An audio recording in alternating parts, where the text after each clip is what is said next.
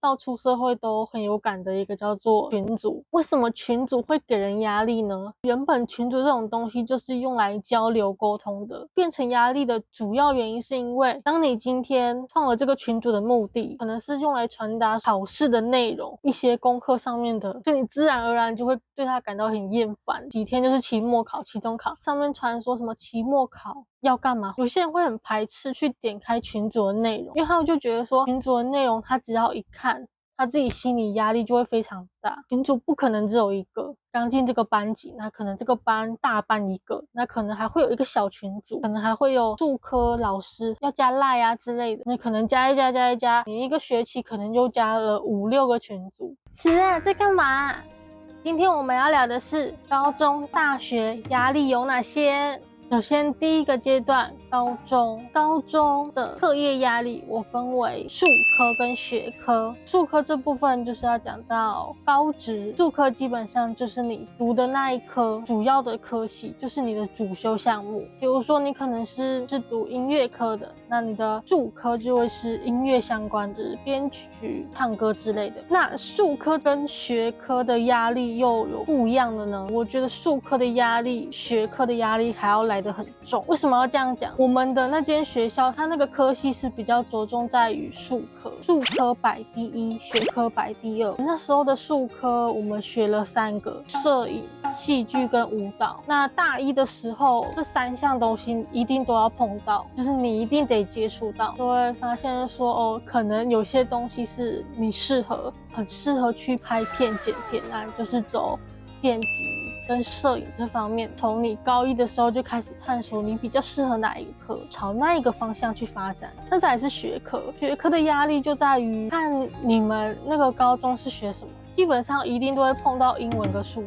学压力比英文还要来得重。为什么呢？因为我们的数学老师她是一个非常严肃的一个女生，我们班上可能普遍数学都不是很好，老师可能就会在讲解，可是讲解之后同学们还是听不懂。那在听不懂的当下呢，期中期末要去考数学的时候就非常困难，因为你常常拿不到分数。你在高三要考统测的时候就会非常的麻烦，因为你什么都不会。学科基本上的压力通常都是来自于老师，其实术科也是，不同的在于因为学科的老师他就是专攻那一个科嘛，我们的高中学科的压力会比术科的压力还要来得到，会花比较多的时间在术科上面。在同才的部分，我把分的第一个大项叫做分组。其实分组在上一集的国中阶段我原本有提到，但是很可惜我觉得讲的不是很好，所以我把它剪掉了。这集我把它归类在高中的部分，是因为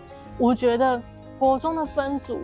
要跟高中的分组比的话，其实是天差地远。因为你国中还是国民义务教育，大部分都要学学科，很少会有那种术科会要你分组的情况，大部分都是在你上体育课的时候，或是一些什么家政课什么之类的，分组的几率会比较少，不然平常上课的话是不会让你分组。可是高中这个阶段不一样，比如说你今天是读高职好了，你就会常常碰到要分组。可能你今天读餐饮课，可能5个人或是6个人一组，一起做某个料理，可能有什么报告，那就是大家要一起讨论。而且高中会遇到一个叫做小论文的东西，我之前遇过，我还写过2次。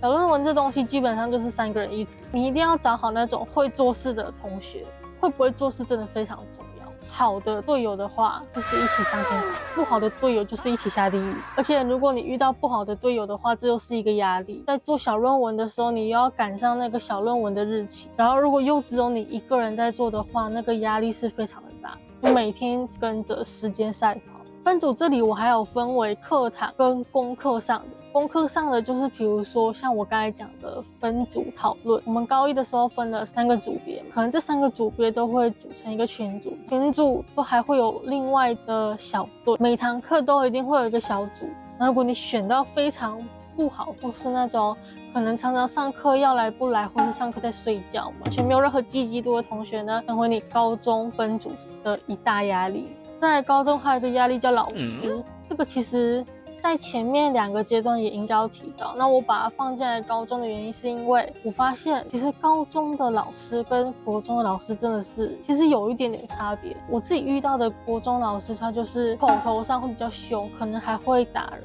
可是高中就是不一样，高中、国中其实都有一个东西叫做警告小过。国中可能老师就很猖狂的一直记，反正不痛不痒，之后只要做一些爱校服务，把它补回来就可以了。可是高中比较不一样，我们数学老师一直强调说，家长都会说什么哦，现在是12年国民义务教育，可是其实老师在电话那头都是跟家长说，其实不是。是9年义务教育，只是12年国民义务教育还没有推动。你如果可能上课不专心什么的，你还是有机会要重新补修，就是可能会被当掉。这里我要提一个，就是我之前当小老师的经验。我觉得每一个当小老师的人都会多一份压力，为什么呢？比如说你今天是国文小老师好了，你们今天有考了国文小考，第一个被改考卷的人一定是国文小老师，因为老师一定先把那个小老师的考卷先拿来改。我之前是数学小老师，我的考卷都是第一个被老师改的，也因为是第一个被老师改的，所以压力很大。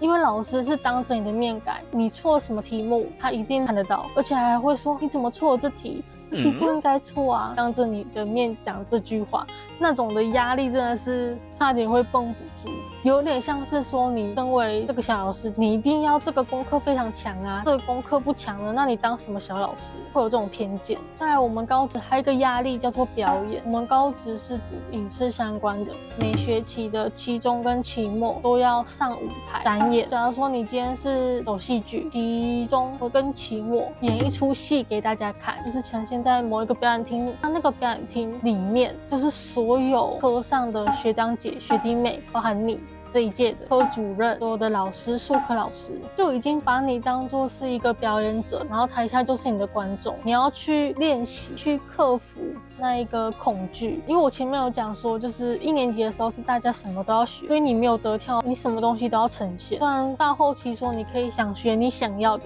可是在这题中，你还是会接触到一些你不擅长的。当你用这些不擅长的东西把它呈现到舞台前，那种恐惧跟不安是很不喜欢的一个感受。对于才刚接触的学生啊，他们可能就会觉得说真的是很可怕，可是你也不能说什么哦，我没有准备好，我不会跳，我跳得很烂，你就不想上去，没有这回事。你就算跳得再怎么样，你就是上舞台呈现。这是我们那时候压力非常大的一个时期。不过我觉得也是因为这样子才可以训练到原来站上舞台是这种感觉。那如果你本身不是读那些高职的人呢？像我有听过我朋友，他就是读商科，是一天到晚就是在考试，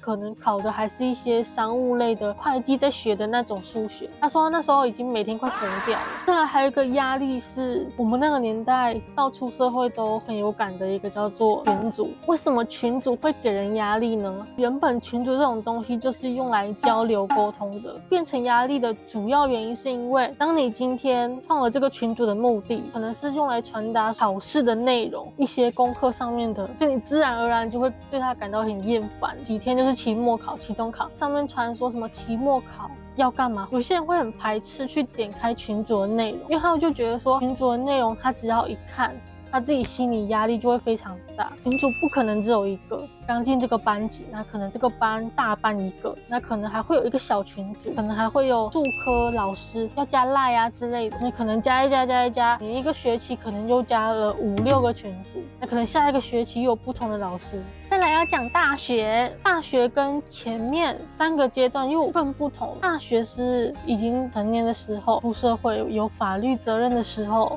所有的思想都会变得比较不一样。有些人会比较成熟，有些人还是一样。大学的压力有什么呢？我自己进大一的时候呢，觉得最大的压力就是你要面对同学，这个跟内向人就是 I 人跟 E 人也有差别，因为大家都是你不熟悉的面孔，你要去到那个班上，你还不是就是只上了1、2节课，老师就放人咯。通常你在第1节课的时候，老师都会跟你讲说，同学我们来自我介绍。自我介绍真的是逃不掉的，而且是每一堂课的老师都会叫你做。你说这个算是压力吗？对某些人来说是压力，因为要他站到前面去讲2分钟，他可能不行。很多人都应该会有共鸣的一个压力，叫做毕业专题。主要是看你是读什么科系，做什么样的专题。专题这个压力真的是又比前面的3个阶段来的更多、更可怕。他们可能是要去做一场展演规划，真的要去做一场音乐会之类的，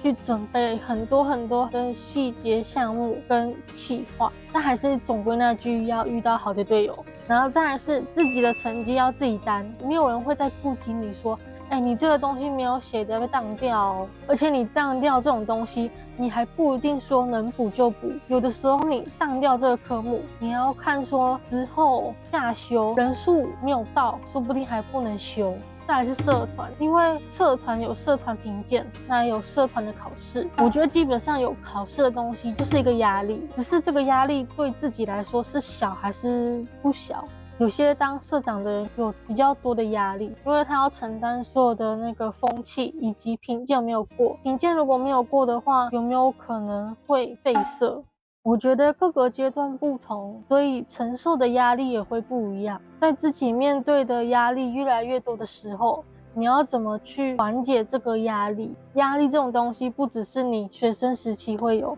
你可能出社会的时候会有不同的压力，适当的抒压去放松自己。我以前高中的时候，那时候压力其实也蛮大的。那时候压力大是因为课业嘛，然后还有一些常常要留校的东西。那时候的我，因为不知道怎么样去缓解身上所背负很多的压力，所以就一直忍。因为我已经知道我的压力来源，现在这种当下、这种情况、这种心境是我不喜欢的，让我感觉到不舒服、很有压力的。除了去承受压力以外，你还要学习如何知道身上有压力，因为当你知道你身上有压力的时候，你才有可能尽可能做一些排压、抒压的方法。如果你连自己身上都不知道有没有压力的时候，那是一件非常可怕的事情。有的时候还是要多多观察自己。我之前自己很有压力的时候呢，是什么都不做，就是躺在床上，有点像是你现在躺在床上，你没有闭眼睛，你就是两眼无神的看向天花板。后来知道我的压力已经无法负荷的时候呢，除了身体出了一些状况以外，我后来也知道怎么样去抒压我自己的情绪。现在的抒压方式都是听一些比较灵性的东西，因为我觉得听这些灵性的东西可以让我的心整个静下来。当你非常有压力的时候呢，你可能心跳会加快，甚至有些人可能这边可能会有一些心悸或是不舒服，整个人不是开心的，这里就是有一股东西卡住。这个时候呢，我都会去听一些比较灵性的音乐，或者是一些轻音乐，让自己的身体整个放松下来。当你放松下来，慢慢放松下来的时候呢，这边的卡住的部分也会比较放松。当你有压力的时候，你整个人的身体都是会比较紧绷的。以上是学生时期压力有哪些？那还没看过第1集的朋友可以赶快去看哦。喜欢可以帮我按赞、分享、加订阅。那我们下次影片见哦，拜拜。